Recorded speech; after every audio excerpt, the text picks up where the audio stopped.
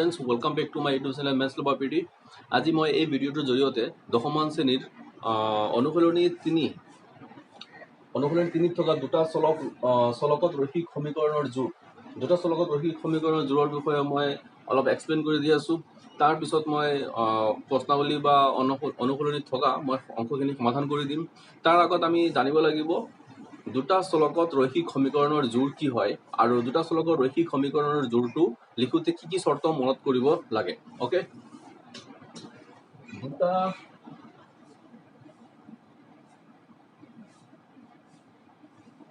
চলকৰ ৰৈখিক সমীকৰণৰ আৰ্হি, দুটা চলকৰ ৰৈখিক সমীকৰণৰ আৰ্হি বা দুটা চলকৰ ৰৈখিক সমীকৰণটো চাবলৈ কি ধৰণৰ হয় সেইটো মই তোমালোকক এই ধৰণে দেখাইছো। ax plus by plus c equal 0। ইয়াত দুটা চলক আছে x আৰু y। চলক দুটা কি কি আছে x আৰু y। Okay, number 1। নাম্বাৰ 2 কি কি আছে ইয়াত a b আৰু c বাস্তৱ সংখ্যা হ'ব লাগিব। ওকে স্টুডেন্টস, ইয়াত a b আৰু c তিনিটা বাস্তৱ সংখ্যা হ'ব লাগিব। Number 3 a not equal 0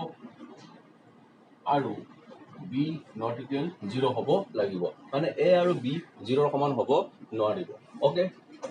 number 4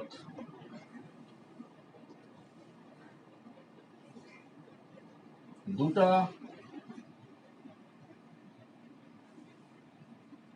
মান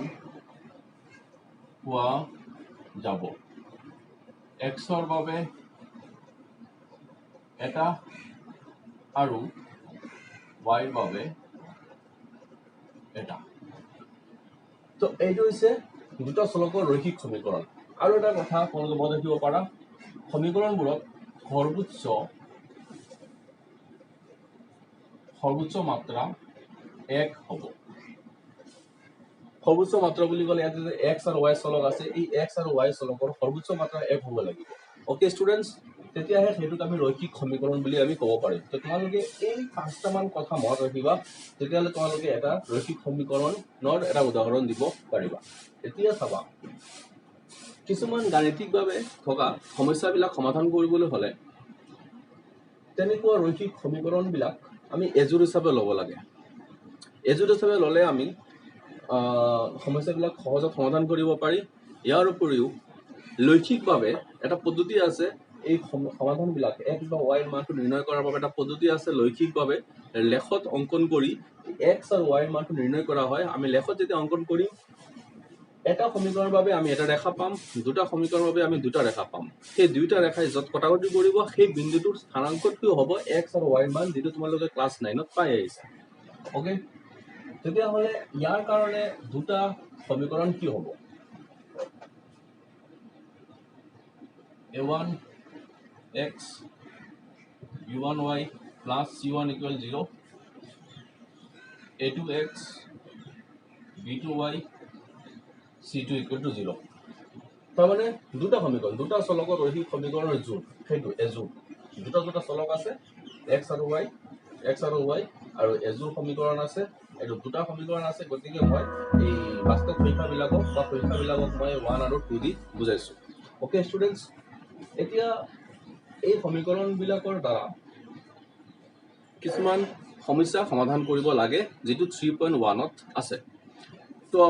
এই সমীকৰণবিলাক আমি 4টা ধৰণে সমাধান কৰিব পাৰি। নাম্বাৰ 1,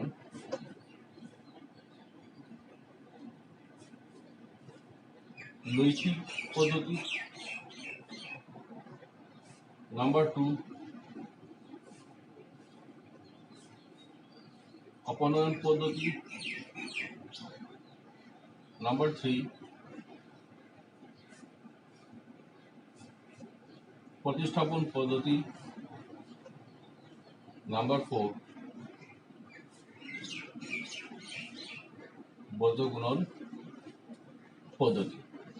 আমি এই 4টা পদ্ধতিত লৈখিক এই চাৰিটা পদ্ধতিত আমি এই ধৰণৰ সমীকৰণবিলাক সমাধান কৰিব পাৰিম তো 3.1 মই প্ৰথমত তোমালোকক 3.1 অংকখিনি মই বুজাই দিম আৰু 3.1 অংকখিনি বুজিবলৈ হলে তোমালোকে প্ৰথমত লৈখিক পদ্ধতিটো জানিব লাগিব বা লৈখিক পদ্ধতিত কেনেকৈ সমাধান কৰা হয় সেইটো তোমালোকে প্ৰথমত বুজিব লাগিব তো মই প্ৰথমত তোমালোকক লৈখিক পদ্ধতিটো বুজাই দি আছো ওকে তো লৈখিক পদ্ধতিত সমাধান কৰিবা যেতিয়া তো সেইটো ক্লাস 9 তোমালোকে অলপ পাই আহিছিলা লৈখিক পদ্ধতিত আমি গ্ৰাফ পাম গ্ৰাফ বহিত দুটা ৰেখা অঙ্কন কৰিব লাগিব সেই ৰেখাৰ পিছত অঙ্কন কৰাৰ পিছতহে আমি তাৰ সমাধানটো পাম ওকে তাৰ বাবে তোমালোকে চাই যাবা ওকে এই যে হৈছে এই দুটা হৈছে ৰৈখিক সমীকৰণৰ আৰ্হি আৰু এটো লৈখিক পদ্ধতিত সমাধান কৰিবলৈ হলে তোমালোকে ক্লাস 9 গ্ৰাফ বহি ইউজ কৰিছিলা গ্ৰাফ বহি তেনেকৈ x অক্ষ আৰু y অক্ষ আঁকিব লাগে y dash x dash x okay এটো যে প্ৰথম চুক দ্বিতীয় চুক তৃতীয় চুক আৰু এটো হৈছে চতুৰ্থ চুক ওকে গ্ৰাফত তেনেকৈ দাগ কটা থাকিব সমান জোখৰ থাকিব প্ৰতিটো ঘৰ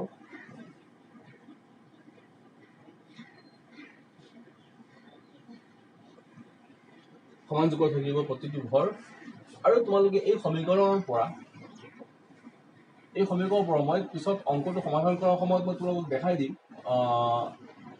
কি ধৰণে এই টেবুলটো বনাব লাগে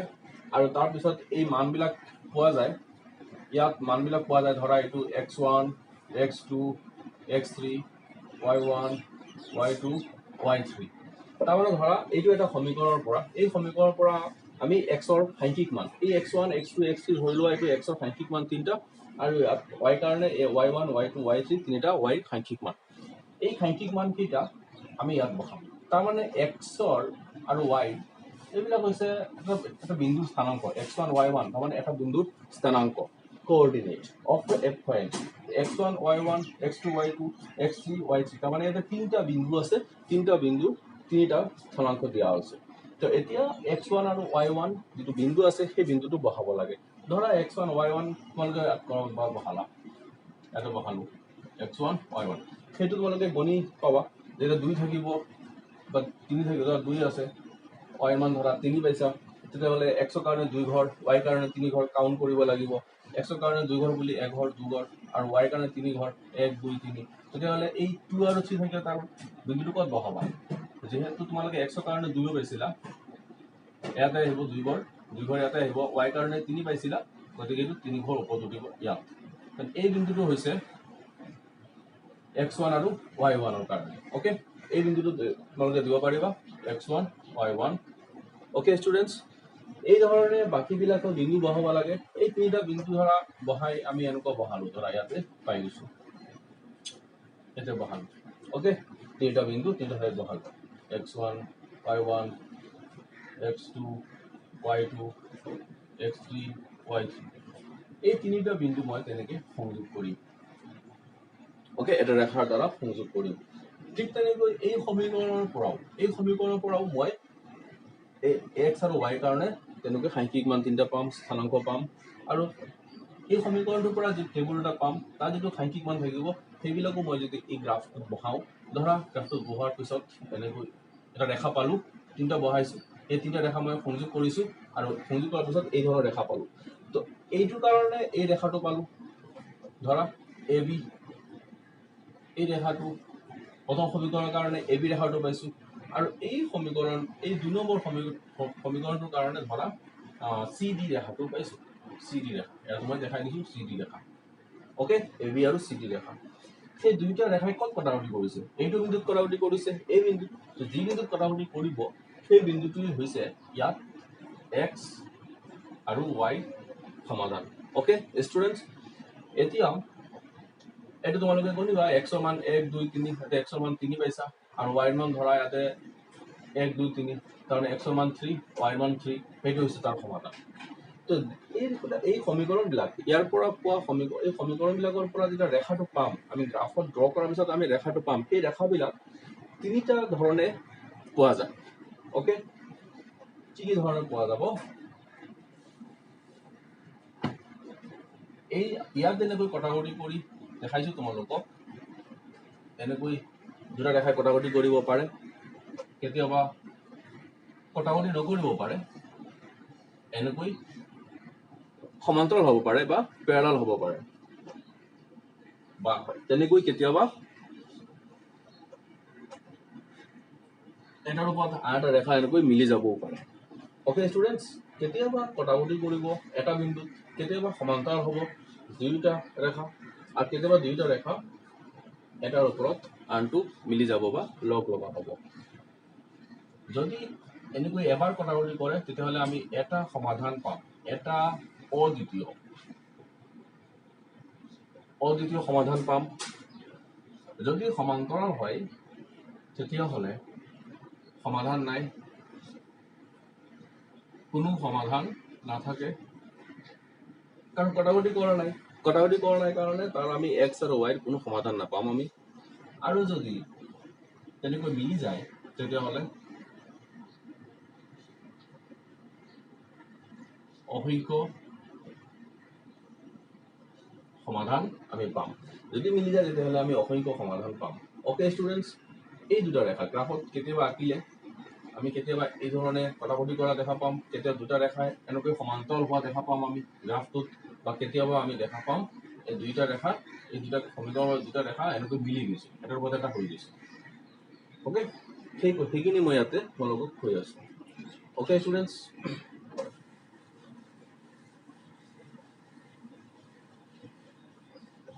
এতিয়া দুটা সমীকৰণৰ বাবে যদি আমি অনুপাতটো লওঁ a1 by a2 b1 by b2 c1 by c2 যদি সিহঁতৰ সেই বাস্তৱ সংখ্যাবিলাক আছে নহয় a1 by a2 b1 by b2 আটাইকেইটা যদি অনুপাত কেইটা যদি সমান হয় এটাৰ লগত আনটো আটাইকেইটা অনুপাত যদি সমান হয় তেতিয়াহ'লে সমীকৰণটোৰ কাৰণে বা তোমালোকে যিটো লেখ আঁকিবা সেই লেখটোৰ কাৰণে কি মন্তব্য দিব পাৰিবা যদি সমান হয় আটাইকেইটা যদি অনুপাতকেইটা সমান হয় তেতিয়াহ'লে সেইটো হ'ব অসংখ্য সমাধান থাকিব ৰেখা দুডাল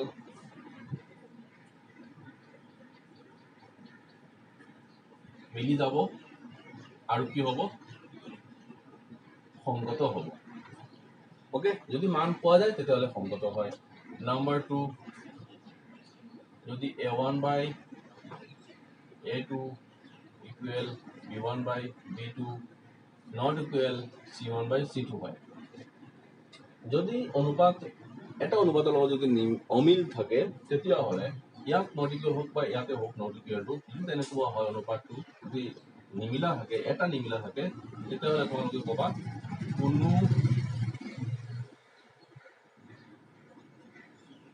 সমাধান নাথাকে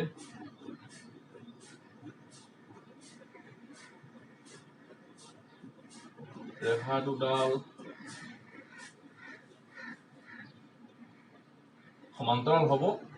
মানে এই ধৰণৰ সমান্তৰাল হ'ব আৰু অসংখ্য সমাধান থাকিব তাৰ মানে সেইটো লগ লগা হ'ব আৰু এইটো তোমালোকে ক'বা অসংগত সমাধান নাই সেইকাৰণে সেইটো অসংগত হ'ব নাম্বাৰ 3 যদি a1 by a2 not equal b1 by b2 not equal c1 by c2 হয় তেতিয়াহ'লে তোমালোকে এটা অদ্বিতীয় সমাধান পাবা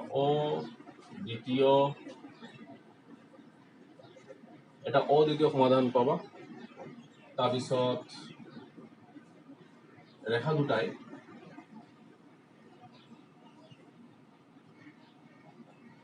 এটা বিন্দুত কটাকটি কৰিব ৰেখা দুটাই এটা বিন্দুত কটাকটি কৰিব তেনেকে আৰু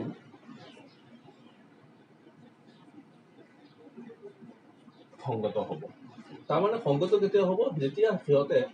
মিলি যাব বা এটা মিনিট কটাকটি কৰিব তেতিয়া সংগত হ'ব তাৰমানে মিলি গ'লে বা কটাকটি কৰিলে তাৰ সাংখ্যিক মানটো পোৱা যায় বা চলক যে আছে x আৰু y মানটো পোৱা যাব আৰু যদি সমান্তৰাল হয় তেতিয়াহ'লে তাৰ কোনো মান নাথাকে সমান্তৰাল হৈছে কটাকটি কৰা নাই সেইকাৰণে তাৰ কোনো মান পোৱা নাযায় তো তোমালোকে এইখিনি মনত ৰাখিব লাগিব এই তিনিটা কথা মনত ৰাখিলে তোমালোকে 3.23 এইবিলাকৰ অংক কিছুমান আছে সেইবিলাকত এইবোৰ দৰকাৰ হয় প্ৰয়োজন হয় তেতিয়া সেই অংকবিলাক সহজে সমাধান কৰিব পাৰিবা ওকে তো এতিয়া মই 3.1 ত থকা অংকখিনি কি আছে সেইখিনি মই তোমালোকক দেখাই আছো নাম্বাৰ 1 টো কি আছে 3.1 অনুকূলনী 3.1 ৰ নাম্বাৰ 1 তোমালোকে চাই যাবা ৰহিমে জীয়েকক ক'লে 7 বছৰ আগতে মোৰ বয়স তোমাৰ তেতিয়াৰ বয়সৰ 7 গুণ আছিল আকৌ আজিৰ পৰা 3 বছৰ পিছত তুমি যিমান ডাঙৰ হবা মই তাৰ 3 গুণ হ'ম এই পৰিস্থিতিটোক বীজীয়ভাৱে আৰু জ্যামিতিকভাৱে প্ৰদৰ্শন কৰা মানে জ্যামিতিকভাৱে মানে লৈখিকভাৱে তাক প্ৰদৰ্শন কৰিব লাগে ওকে ৰহিমে জীয়েকক কি ক'লে 7 বছৰ আগতে মোৰ বয়স তোমাৰ তেতিয়াৰ বয়সৰ 7 গুণ আছিল 7 বছৰ আগৰ কথা কৈছে বৰ্তমান বয়স যদি আমি সিহঁতৰ x আৰু y ধৰি লওঁ ৰহিমৰ x আৰু জীয়েকৰ যদি y ধৰি লওঁ তেতিয়াহ'লে সিহঁতৰ 7 বছৰ আগত বয়সটো কি হ'ব বৰ্তমান বয়সৰ পৰা 7 বছৰ বিয়োগ কৰিব লাগিব বৰ্তমান বয়স x তেতিয়াহ'লে 7 বছৰ আগৰ বয়সটো হ'ব x - y ওকে তেতিয়াহ'লে 7 বছৰ আগত জীয়েকৰ বয়স কিমান হ'ব y - 7 তো 7 বছৰ আগত মোৰ বয়স মানে ৰহিমৰ বয়স তোমাৰ মানে জীয়েকৰ বয়সৰ 7 গুণ আছিল ওকে তেতিয়াহ'লে সেইটো ধৰো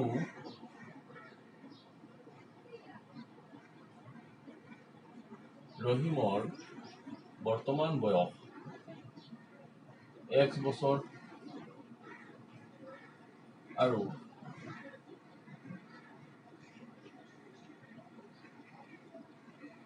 জীয়েকৰ বৰ্তমান বয়স y বছৰ ফাৰ্ষ্ট কেছ প্ৰথম ঘটনাৰ মতে 7 বছৰ আগত ৰহিমৰ বয়স জীয়েকৰ বয়সৰ 7 বছৰ আগত জীয়েকৰ বয়স কিমান আছিল y - 7 জীয়েকৰ বয়সৰ 7 গুণ আছিল 7 পূৰণ কৰিব লাগিব ওকে এতিয়া এইটো সমীকৰণ বনাবা 7y গুণ 7y প্লাস মাইনাস মাইনাস 7 গুণ 49 x 7y টো ইফালে আনিবা বাওফালে চলকটো বনাই ৰাখিবা মানে চলক কেইটা বাওফালে ৰাখিবা আৰু সাংখ্যিক মান কেইটা সমান চিনৰ সোঁফালে ৰাখিবা সমান চিনৰ সোঁফালে -14 আছে থাকিব দিয়া আৰু -7 টো সোঁফালে ল'বা +7 ওকে প্লাস মাইনাস -14 এর উপর 7 মাইনাস করিবা -42 পাবা ওকে এইটো হৈছে সমীকৰণ নম্বৰ 1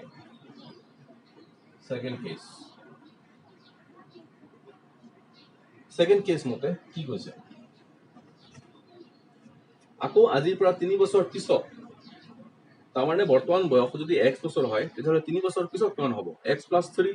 3 বছৰ পিছত তুমি যিমান ডাঙৰ হবা মই তাৰ 3 গুণ হ'ম ৰহিম ছোৱালীৰ বা জীয়েকজনীৰ 3 গুণ হ'ব আফটাৰ 3 ইয়াৰ্স মানে 3 বছৰ পিছত তেতিয়াহ'লে 3 বছৰ পিছত বুলি ক'লে যোগ কৰিব লাগিব বৰ্তমান বয়স x তেতিয়াহ'লে 3 বছৰ পিছত হ'ব 1 বছৰ উদাহৰণ হিচাপে যদি বৰ্তমান বয়স যদি তোমালোকৰ 16 বছৰ হয় তেতিয়াহ'লে 3 বছৰ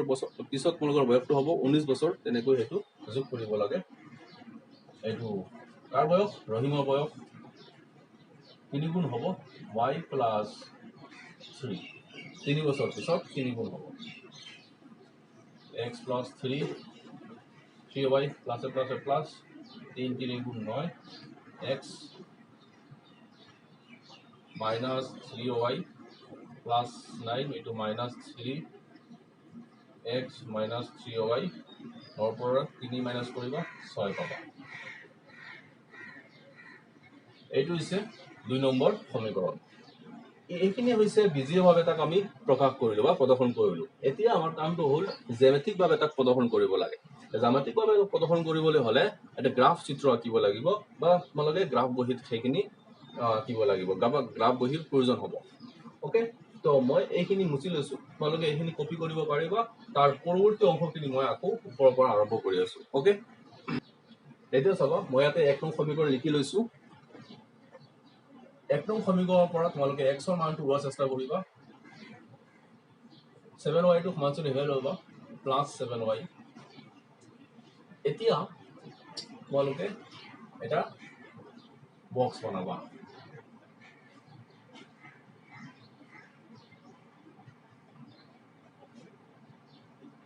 x y এই ক্ষেত্ৰত তোমালোকে y যিকোনো মান তোমালোকে ধৰিব পাৰা আৰু x ৰ বাবেও তোমালোকে যিকোনো মান ধৰিব পাৰা ইয়াত মই x মান প্ৰতিষ্ঠা কৰি লৈছো বা x ৰ মানটো মই ওলাই লৈছো তোমালোকে ইয়াত y ৰ বাবে যিকোনো মান ধৰিব পাৰা মনত ৰাখিবা এনেকুৱা এটা মান ধৰিবা যিটো ভগ্নাংশত হ'ব নোৱাৰে বা দশমিকত থাকিব নালাগে ভগ্নাংশত দশমিকত থাকিলে গ্ৰাফত সেইখিনি উঠাওতে বা বহাওতে অসুবিধা এটা পাবা তো গতিকে স্বাভাৱিক সংখ্যা হলে সকলোতকৈ ভাল হ'ব যদি x বা y ৰ মানটো যদি তোমালোকে স্বাভাৱিক সংখ্যা পোৱা তেতিয়াহ'লে মই যদি ইয়াত y ৰ মান 1 ধৰো সাপোজ মই 1 ধৰি লৈছো 1 দিলে কিমান হ'ব 7 গুণ 7 প্লাছে মাইনাছে মাইনাছ কিমান পাবা 35 তাৰ মানে y ৰ মান 1 ধৰিলে x ৰ মান -35 ইয়াত মই এটা তোমালোকক এটা কথা বুজাই দিছো ইয়াত y ৰ মান 1 আৰু x ৰ মান -35 এইটো শুদ্ধ হৈছে ভুল হোৱা নাই এইটো পাৰফেক্ট কোনো অসুবিধা নাই কিন্তু গ্ৰাফত বহাওতে তোমালোকে গ্ৰাফ বহিটো সৰু সৰু পাইছা গ্ৰাফত বহাওতে কি হ'ব এই 35 টো বহাওতে বহুত বেছি ঠাইৰ প্ৰয়োজন হ'ব যেটো তোমালোকে সচৰাচৰ ব্যৱহাৰ কৰি পোৱা বা কৰি থকা গ্ৰাফত সেই মানটো বহাবলৈ অসুবিধা পাবা সো গতিকে এতিয়া আৰু এটা কথা মনত ৰাখিবা গ্ৰাফত যেতিয়া বহাব বিচাৰিছা তেতিয়াহ'লে এনেকুৱা এটা সংখ্যা বিচাৰিবা যাতে সহজত বহাব পাৰি মানে বিটুইন 10 10তকৈ সৰু 12তকৈ সৰু নাম্বাৰ যদি পোৱা x বা y ৰ মান তেতিয়া সবতকৈ ভাল হ'ব ওকে ষ্টুডেন্টস তো 10 বা 12 ৰ সৰু 12তকৈ সৰু সংখ্যাবিলাক তোমালোকে বিচাৰি লবা যাতে পোৱা নেকি না পালে কোনো অসুবিধা নাই ওকে চেষ্টাটো কৰিব পাৰা তো গতিকে মই এইটো মুছি দিছো x y ৰ মান 1 নধৰো মই ধৰিলে অসুবিধা নাই আপত্তি নাই কিন্তু মই নধৰো সবা ইয়াত মই y ৰ মান 5 বহাইছো 5 7 গুণ 35 ইয়াত প্লাস মাইনাস হ'ব -7 তো y ৰ মান মই 5 ধৰিছো আৰু x ৰ মান পাইছো -7 y ৰ মান 5 আৰু x ৰ মান -7 তেনেকৈ তোমালোকে বেলেগ নম্বৰ ধৰিব পাৰা মই এতিয়া y ৰ মান 6 ধৰিছো 6 7 গুণ 42 তেতিয়াহ'লে হেতু প্লাস মাইনাসে মাইনাস তো মই কিমান পাম 0 পাম কেনসেল হলে 0 পাম কাৰণ y ৰ মান যদি মই 6 লৈছো তেতিয়াহ'লে x ৰ মান কিমান পাইছো 0 এতিয়া মই y ৰ মান 7 লম 7 ললে কি হ'ব 49 হ'ব 49 তেতিয়াহ'লে প্লাস মাইনাসে মাইনাস 49 ৰ পৰা 42 বিয়োগ কৰিবা 7 পাবা ডাঙৰ সংখ্যাৰ আগত যোগ আছে গতিকে যোগ তো y ৰ মান 7 যদি লৈছা তেতিয়াহ'লে x ৰ মানো 7 ওকে ইয়াত এটা সুন্দৰ মান ওলাইছে এই মানটো তোমালোকে গ্ৰাফত সহজে বহাব পাৰিবা আৰু গ্ৰাফত বহাবৰ কাৰণে যথেষ্ট ঠাই তোমালোকে পাবা okay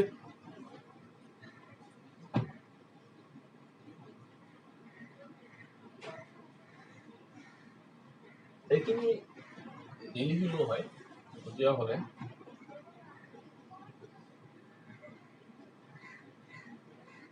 x minus 3y equal 6 ইয়াৰ বাবে তোমালোকে গ্ৰাফ টেবুল বনাবা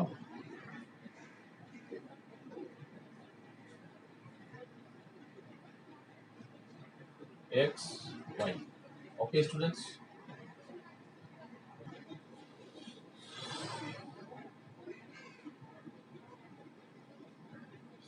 এটি হয়ে বাবা অন্তিতৰ কোফালে ওকে এতিয়া y মান যদি 0 লোৱা কিমান হ'ব 3 গুণ 0 সরি y মান 0 ললে x মান হলে কিমান পাইছা 6 যদি y মান এতিয়া -1 লোৱা তেতিয়াহ'লে 3 গুণ 3 প্লাস মাইনাস মাইনাস 6 পৰা 3 গলে 3 y মান -1 তেতিয়াহ'লে x ৰ মান কিমান পাইছা 3 যদি y মান তোমালোকে -2 লোৱা তেতিয়াহ'লে কিমান পাবা এইটো প্লাছ মাইনাছে মাইনাছ 3 গুণ 6 6 পৰা 6 গ'লে 0 -2 ল'লে এইটো কিমান পাবা 0 পাবা এতিয়া ইয়াত যে আমি দুটা টেবুল পাইছো x আৰু y তিনটাকে মান উলাই ৰাখিছো এই মানকেইটা এতিয়া আমি গ্ৰাফ বহীত গ্ৰাফ পেজত সেইটো বহাব লাগে ওকে এই অংশখিনি তোমালোকে মুছিব নোৱাৰিবা বা এইখিনি তোমালোকে ৰেকৰ্ড ৰাখিব লাগিব বহীত সেইটো নেক্সট পেজ হ'ব তোমালোকৰ ফাৰ্ষ্টটো মই মুছি দিছিলোঁ 2 নম্বৰ পেজ সেইখিনি তোমালোকে ৰাখিবা এতিয়া 3 নম্বৰ অংশখিনি মই এইটো মুছি হয়তো মই আকৌ তোমালোকক দেখাই আছোঁ ওকে ষ্টুডেণ্টছ এতিয়া তোমালোকে গ্ৰাফ আঁকিবা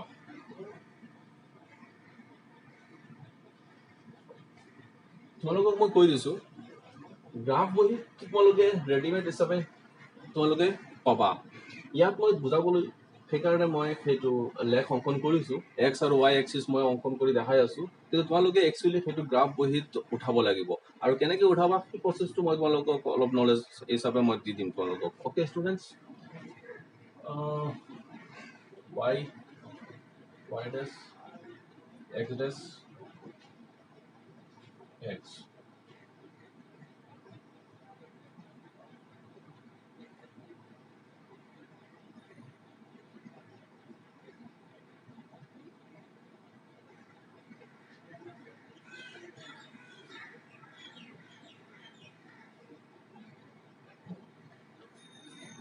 ইয়াত x -7 গতিকে বাওঁফালে আহিব আৰু y মান +5 গতিকে সেইটো ওপৰফালে যাব লাগিব ওকে তাৰমানে এইটো সূত্ৰটো হৈছে -5 আৰু মাইনাছ আৰু প্লাছৰ x মাইনাছ আৰু y মান প্লাছৰ হ'লে এই সূত্ৰটো ব্যৱহাৰ কৰিব লাগে আৰু এই সূত্ৰটো y আৰু x আৰু y দুইটাৰ কাৰণে প্লাছৰ থাকিব আৰু এই সূত্ৰটো হৈছে x ৰ প্লাছ আৰু y মাইনাছ আৰু এই সূত্ৰটো হ'ব x ৰ মাইনাছ আৰু y ৰ মাইনাছ এতিয়া আমি দেখিছো এই স্থানাংকত x ৰ -7 আৰু y ৰ মান +5 x ৰ -7 হ'ল 1 2 3 4 5 6 7 এই বিন্দু আৰু y ৰ মান +5 1 2 3 4 5 6 7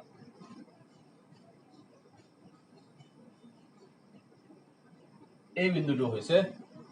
-7 আৰু 5 এইবিলাক তোমালোকে দিব নালাগে তাৰপিছত আছে x ৰ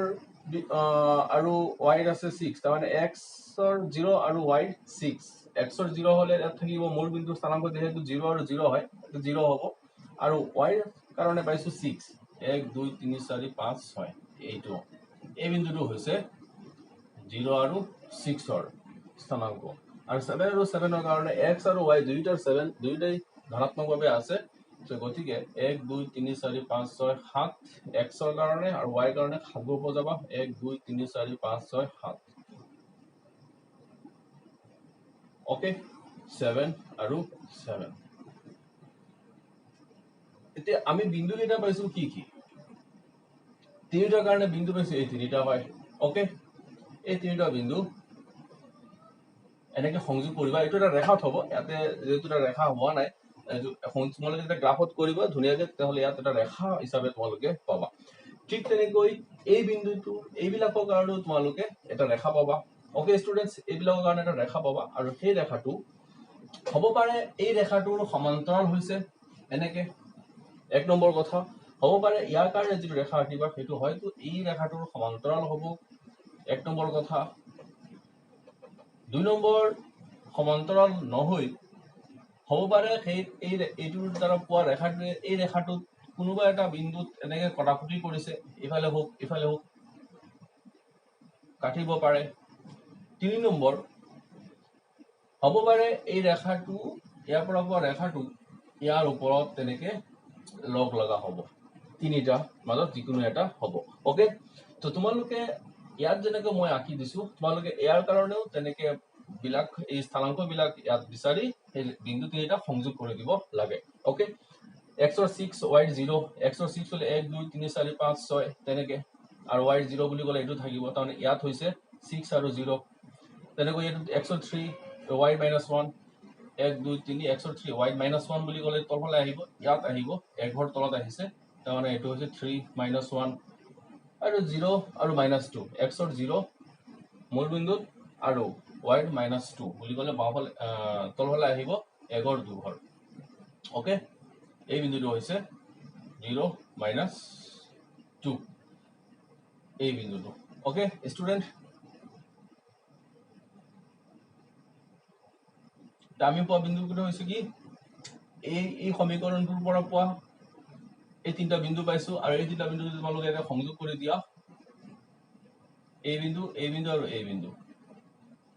এই ধৰণৰ আমি পাম ওকে তোমালোকে যেতিয়া আঁকিবা গ্ৰাফত তেতিয়া মোৰ এই ধৰণে নহবও পাৰে কাৰণ ইয়াতে মই জোখমাক সঠিককৈ লোৱা নাই তোমালোকে গ্ৰাফতটো সঠিক জোখমাক থাকিব গতিকে তোমালোকৰটো ইয়াতকৈ আৰু পুৰা পাৰফেক্ট হিচাপত পাবা ওকে তোমালোকৰ ইয়াতে এই অংকটো ইয়াতে শেষ হ'ব এই অংকটো ইয়াতে শেষ হ'ব মানে এই ধৰণে লিখাটো কোৱা হয় মানে গ্ৰাফত এই ধৰণে যেতিয়া প্ৰদৰ্শন কৰিবা ইয়াকে কোৱা হয় জ্যামিতিকভাৱে প্ৰদৰ্শন কৰা ওকে ষ্টুডেন্টস তোমালোকে কোৱেশ্চন নম্বৰ এতিয়া তোমালোকে কোৱেশ্চন নম্বৰ 2 চাবা এটা ক্ৰিকেট দলৰ প্ৰশিক্ষকে 3খন বেট আৰু 6টা বল কিনে 3900 টকাত পিছত তেওঁ 1300 টকাত একে ধৰণৰ এখন বেট আৰু 3টা বল কিনে এই পৰিস্থিতিটোক বিজয় আৰু লৈখিকভাৱে বৰ্ণনা কৰা লৈখিকভাৱে মানে জ্যামিতিকভাৱে বৰ্ণনা কৰা ওকে তো 3খন বেট আৰু 6টা বল কিনিছে 3900 টকাত আমি এটা বেটৰ দাম আৰু এটা বলৰ দাম আমি জানিব লাগিব ধৰিছো আমি এটা বেটৰ দাম x আৰু এটা বলৰ দাম y ধৰু এটা বেটৰ দাম x টকা এটা বলৰ দাম y টকা ফাৰ্স্ট কেস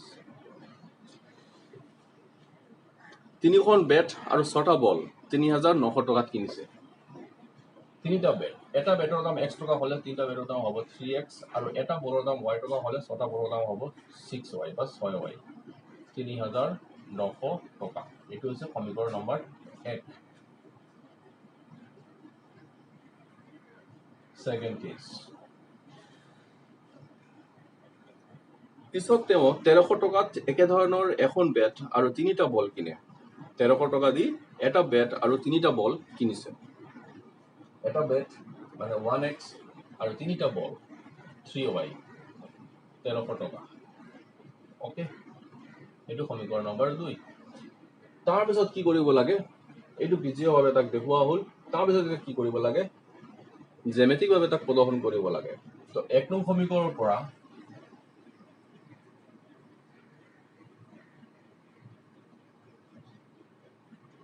ইয়াত তোমালোকে আচ্ছা 3x 3900 আৰু 6y টো ইফালে যাব -6y x equal to x of যেটো আছে তলত 3900 -6y ঠিক তেনেকৈ আগৰ নিচিনা নম্বৰ 1 ৰ নিচিনা দুটা টেবুল পাবা তোমালোকে এটা সমীকৰণৰ কাৰণে এটা টেবুল দুটা সমীকৰণৰ কাৰণে দুটা table x y okay student এতিয়া 6y আছে y যিকোনো মানৰ বাবে x ৰ মান কিমান পোৱা যায় y মান ধৰিছো 400 যদি y 400 হয় তেতিয়ালে 6 4 গুণ 24 তাহলে 3900 পৰা 24 বিয়োগ কৰিবা 3900 পৰা 2400 বিয়োগ কৰিবা আৰু 3 দি হৰণ কৰিবা কিমান হয় 9 পৰা 4 গলে 5 আৰু 3 পৰা 2 গলে 1 3 দি হৰণ কৰিলে পোৱা যাব 500 পুনৰখন 3 দি হৰণ কৰিবা 500 তাৰ মানে x সমান পোৱা গৈছে 500 y মান কিমান বহাইছো 400 ওকে স্টুডেন্ট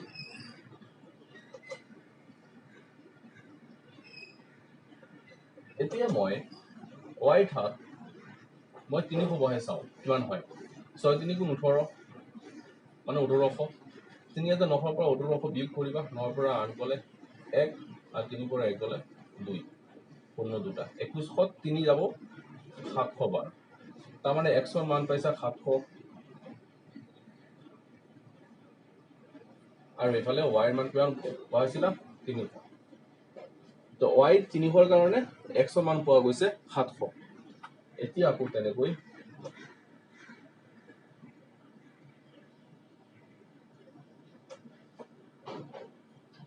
y মান ধৰা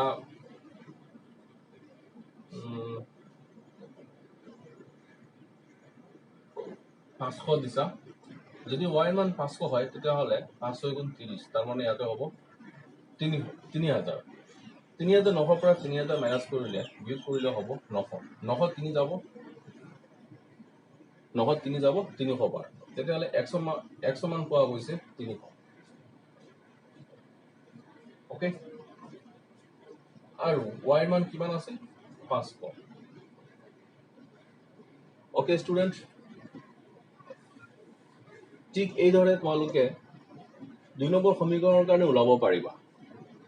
ওকে ষ্টুডেন্ট এতিয়া মই তোমালোকক নম্বৰ 2 নম্বৰ সমীকৰণ ওলাই দেখাই আছো এটো আছিল 1 নম্বৰ সমীকৰণৰ বাবে 2 নম্বৰ সমীকৰণৰ বাবে তেনেকৈ ওলাবা 1300 আৰু 3y টো সমান্তৰাল কোফালে যাব -3y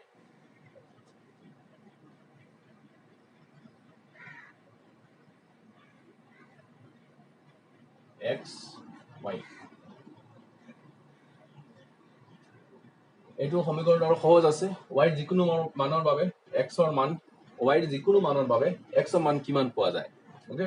যিকোনো মান তোমালোকে বহাব পাৰিবা তো y ৰ কাৰণে ধৰা মই যদি এতিয়া y ৰ কাৰণে 400 বহাও তেতিয়াহ'লে 3 4 গুণ 12 1300 পৰা 1200 গলে হ'ব 100 তাৰমানে x ৰ মান পাইছো 100 ওকে যদি এতিয়া y ৰ মান মই 700 বহাও 700 বহালে এইটো একোটো মাইনাসত হ'ব নালাগে 700 বহাব নালাগে ডাঙৰ হ'ব আকৌ মাইনাসত থাকিব যেহেতু প্লাসত আছে এইটো মাইনাসত ৰাখিব নালাগে ৰাখিলেও অসুবিধা নাই তো যদি মই ইয়াতে y ৰ মান 400 লিখো y ৰ মান 500 যদি লিখো 5 3 গুণ 15 এইটো হ'ব যদি 500 লিখো তেতিয়াহ'লে হ'ব তথাপিও এইটো মাইনাসত ওলাব আকৌ এসে ওলাব দিয়া কোনো অসুবিধা নাই যদি এইটো মাইনাসত ওলাব দিয়া তো 3 5 গুণ 15 হয় y ৰ মান 500 কাৰণে y ৰ মান 500 কাৰণে এতিয়া চাবা 2 নম্বৰ সমীকৰণটোৰ কাৰণে x = 1300 - 3y y ৰ যিকোনো মানৰ বাবে x ৰ মান কিমান পোৱা যায় ধৰা y ৰ কাৰণে মই 200 লৈছো 3 2 6 200 পূৰণ কৰিলে 600 1300 পৰা 600 গলে কিমান হ'ব 700 ওকে y 200 কাৰণে x ৰ কিমান পোৱা গৈছে 700 y যেতিয়া 200 হয় x ৰ হয় 700 এতিয়া ইয়াত 300 লোৱা 3 3 গুণ 9 তাহলে 300 3 গুণ হৈছে 900 900 পৰা যদি 1300 পৰা যদি 900 মাইনাস কৰা তেতিয়াহ'লে কিমান পাবা 400 তাহলে y 300 যদি হয় x ৰ হ'ব 400 যদি এতিয়া তোমালোকে ইয়াত 400 লোৱা তাৰমানে x ৰ কাৰণে y ৰ কাৰণে যদি 400 লোৱা তেতিয়াহ'লে ইয়াত হ'ব 1200 1300 পৰা 1200 গলে পাবা 100 তাৰমানে y লৈছো 400 আৰু x ৰ কাৰণে লৈছো x ৰ কাৰণে পাইছো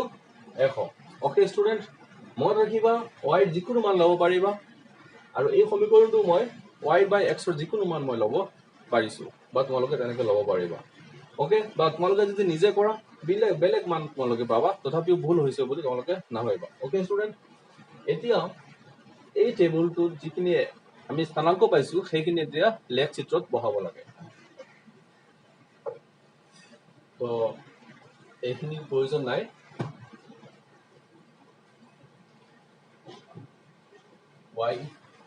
y dash x dash x student মত কৰিবা ইয়াত ডাঙৰ সংখ্যা আছে 200 700 400 500 700 এই সাংখ্যিক মানকিটা ইমান ডাঙৰ হয় আৰু গ্ৰাফতটো 700 ঘৰলৈকে নাথাকিল চাগে তেতিয়াহ'লে তোমালোকে সেইখিনি বহাবা কেনেকৈ তো গ্ৰাফত এনেকৈ সৰু সৰু ঘৰ থাকে হয় ন এই সৰু ঘৰবিলাকক তোমালোকে 100 বুলি ধৰিব পাৰিবা তাৰ কাৰণে তোমালোকে লিখি দিব লাগিব পেজত লেফ্ট সাইডৰ যেটো পেজ লেফ্টৰ পেজত যত মানে তোমালোকে গ্ৰাফটো আঁকিবা সেই পেজৰ একেবাৰে ওপৰৰ অংশত তোমালোকে লিখিব পাৰিবা লেট এক বৰ্গঘৰ ইকুৱেল টু 100 একক ওকে তাৰ মানে এটা ঘৰক আমি 100 বুলি ধৰি লৈছো এটা ঘৰক আমি 100 ধৰিছো আৰু অংকটো মই সমাধান কৰি আছো ওকে তো যদি 100 মান 700 আছে তোমালোকে 1 ঘৰ 2 ঘৰ 3 ঘৰ 4 ঘৰ 5 ঘৰ 6 ঘৰ 7 ঘৰ ইয়াতে দিব পাৰা আৰু তাৰ কাৰণে y আছিল 200 1 ঘৰ 2 ঘৰ তাৰ মানে 100 200 তো আমাৰ এই বিন্দুটো এই স্থানাঙ্কৰ ক'ত বহিব 1 ঘৰ 2 ঘৰ এইটো জায়গাত বহিব ওকে গ্ৰাফৰ ঠিক এইটো জায়গাত বহিব 700 200 স্থানাঙ্কটো ওকে স্টুডেন্ট তোমালোকে ইয়াৰ বাবে তেনেকৈ পাবা তোমালোকে এইটো কাৰণেও তোমালোকে উঠাব পাৰা ইয়াতে 400 তাৰ মানে 100 মান 400 আৰু y মান 300 1 2 3 4 100 মান 4 আৰু y মান 3 1 2 3 4 ইয়াতে আছে এইটো বিন্দু হৈছে 2 নম্বৰ স্থানাঙ্কৰ কাৰণে 400 আৰু 300 আৰু x আৰু y x ৰ কাৰণে 100 y কাৰণে 400 100 বুলি ক'লে 1 ঘৰ আৰু y কাৰণে 4 ঘৰ তাৰ মানে 4 ঘৰ পৰা যাব 1 ঘৰ 2 ঘৰ 3 ঘৰ 4 ঘৰ এইটো বিন্দু হৈছে 100 400 ওকে স্টুডেন্ট তেতিয়ালে তোমালোকে এই তিনিটা বিন্দু এনেকৈ সংযোগ কৰিব লাগিব ইয়াৰ কাৰণে তোমালোকে তেনেকৈ গ্ৰাফ পাবা ৰেখা পাবা ইয়াৰ কাৰণে তোমালোকে এনেকৈ এটা ৰেখা পাবা আৰু সেই ৰেখাটো তোমালোকে ইয়াতে গ্ৰাফত ড্ৰ কৰিব লাগে ড্ৰ কৰাৰ পিছত তোমালোকে চাবা এই ৰেখা এই তোমালোকে যেটো ৰেখাটো পাবা এই ৰেখাটো আৰু এই যে মই লিখি দিছো এই দুটা ৰেখাই কটাকটি কৰা নাই যদি কটাকটি কৰিছে তেতিয়াহ'লে তোমালোকে পাবা যে এটা নিৰ্দিষ্ট মান আছে যদি দুইটা ৰেখাই কটাকটি নকৰে যদি দুইটা ৰেখা এনেকৈ হৈ যায় তোমালোকে আঁকিছা বা আঁকাৰ পিছত তোমালোকে যদি দেখা যায় এনেকৈ সমান্তৰাল হৈ গৈছে তেতিয়াহ'লে তোমালোকে ক'বা বা ভাবিবা যে সেই সমীকৰণবোৰৰ কোনো সমাধান নাই কাৰণ কটাকটি কৰা নাই আৰু তোমালোকে আঁকাৰ পিছত যদি তেনেকৈ এটাৰ ওপৰত এটা হৈ গৈছে মিলি গৈছে তেতিয়াহ'লে তোমালোকে ভাবিবা যে অসংখ্য মান আছে x আৰু y কাৰণে অসংখ্য মান আছে যেটো মই অলপ আগত তোমালোকক লিখি দিছিলো তিনিটা কথা ওকে স্টুডেন্ট আৰু যদি তোমালোকে দেখা যায় এনেকৈ কটাকটি কৰিছে তেতিয়াহ'লে তুমি ভাবিবা যে এটা নিৰ্দিষ্ট মান আছে x ৰ এটা নিৰ্দিষ্ট আৰু y ৰ এটা নিৰ্দিষ্ট মান পোৱা যাব ওকে তো আজি ভিডিঅ'টোত মই ইয়াতে শেষ কৰিলো নাম্বাৰ 3 এটা কোৱেশ্চন আছে সেই কোৱেশ্চনটো তোমালোকে নিজে কৰিবা মই আশা কৰিছো তোমালোকে হেতু সমাধান কৰিব পাৰিবা নিজে ওকে স্টুডেন্ট ধন্যবাদ